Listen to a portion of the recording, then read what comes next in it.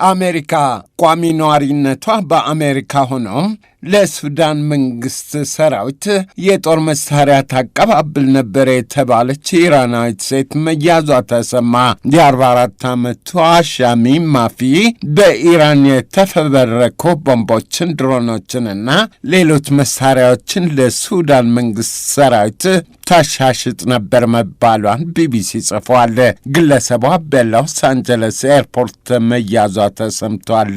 እስካሁንም ለሱዳን መንግስት ሰራዊት አሻሽጠዋለች የተባለ የጦር መሳሪያ የ$70 ሚሊዮን የዋጋ ግምት እንዳለው ተጠቅሷል። ሻሚ ማፊ ለሱዳን መንግስት ሰራዊት የጦር መሳሪያ ታሻሽጥ ነበር ተብሎም ስሟ በተነሳበት ጉዳይ የሰጠችው አስተያየት የለም። ግለሰቧ ላለፉት 10 ዓመታት አሜሪካ ውስጥ ቋሚ የመኖሪያ ፈቃድ እንደነበራት መረጃው አስታውሷል። ከውጭ በህገወጥ መንገድ የሚገባው የጦር መሳሪያ ከ3 ዓመታት በላይ የዘለቀውን የሱዳንን ጦርነት እያባባሰው መምጣቱ ይነገራል። ቻይና አሜሪካ በሆርሙዝ የባህር መተላለፊያ ወሽመጥ የኢራንን የጭነት መርከብ መያዟን ቻይና በእጅጉ አሳሳቢ ነው አለችው። ቻይና የባህር መተላለፊያ ወሽመጡም እጅግ ከፍተኛ ምጣኔ ሀብታዊ ጠቀሜታ ያለው በመሆኑም ይህን መሰሉ ውጥረት አባባሽ ድርጊት ሊፈጽምበት አይገባም ማለቷን አናዶሉ ጽፏል። እስያዊቱ ገናና አሜሪካም ሆነች ኢራን ከውጥረት አባባሽ ድርጊት እንዲቆጠቡ መጠየቋ ተሰምቷል።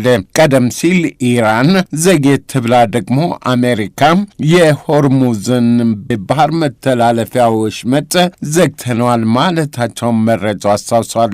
የአሜሪካው ፕሬዚዳንት ዶናልድ ትራምፕ ኢራን ለጦርነቱ ማብቃት የምናቀርብላትን ሀሳብ ተቀብላ ካልተስማማች ሆርሙዝንም ሆነ ወደቦቿን እንከረቻችማለን በሚል ሲዝቱ ሰንብተዋል። የመርከቧ መያዝ የዚሁ የትራምፕ ዛቻ ቅጥያ እንደሆነ መረጃው አስታውሷል። ኢራን ለድርድር ፈቀደች አልፈቀደችም አሜሪካ ሀገሪቱን መደብደቧን እንደምትቀጥል ፕሬዚዳንት ዶናልድ ትራምፕ ተናገሩ። ቀደም ሲል በሁለቱ ሀገሮች መካከል የተደረሰ የተኩስ አቁም በነገው ዕለት ያበቃል።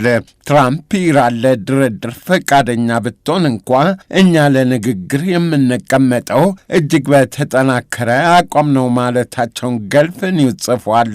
ኢራን በአሜሪካ በተፈጸመባት ድብደባ እጅግ በተዳከመ ወታደራዊ ቆመና ላይ ትገኛለች ብለዋል ትራምፕ።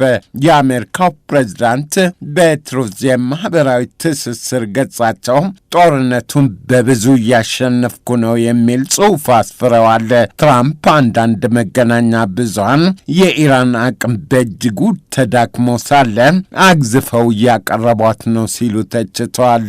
የአየር ኃይሏን አውድመነዋል፣ የባህር ኃይሏን ምንቅርቅሩን አውጥተነዋል፣ አሁን ኢራን ብዙም የቀራት ነገር የለም ብለዋል።